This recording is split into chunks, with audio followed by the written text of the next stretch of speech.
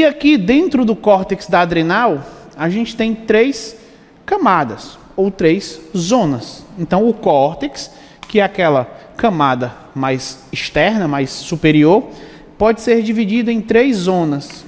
Essa mais superior aqui não seria uma zona, seria só uma cápsula fibrosa de tecido conectivo, para recobrir a glândula mesmo, como o rim também tem. A zona mais superior, a gente chama ela de zona glomerulosa. A zona intermediária, a gente chama ela de zona fasciculada.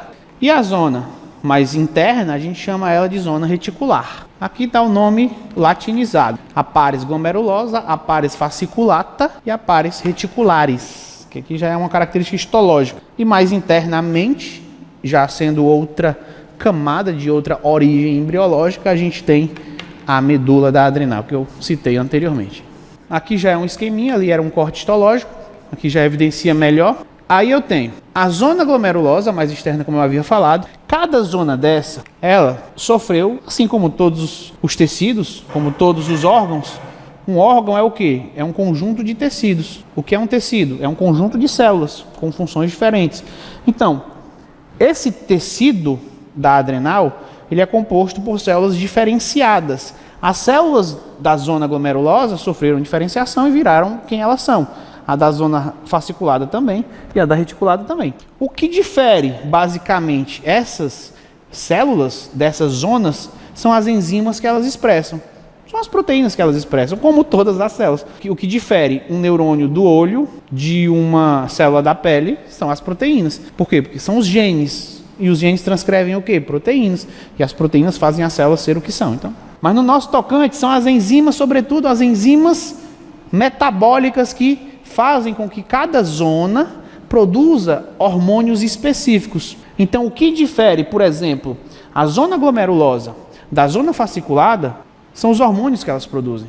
A zona glomerulosa se especializou em produzir o que a gente chama de mineralocorticoides. A zona fasciculada se especializou em produzir o que a gente chama de glicocorticoides. E a zona reticular se especializou em produzir o que a gente chama de andrógenos secundários, ou hormônios sexuais secundários. Aí o principal mineralocorticoide produzido pela zona glomerulosa, a gente chama ele de aldosterona. É o principal representante da classe dos mineralocorticoides produzido endogenamente. O principal representante da zona fasciculada, a gente chama de cortisol. É o cortisol. E os 2 representantes da zona reticular são a androestenediona e a desidroepiandrosterona, que são hormônios sexuais secundários, que se prestam de uma maneira assim, didática a fazer o que a testosterona faz, a caracterização masculina.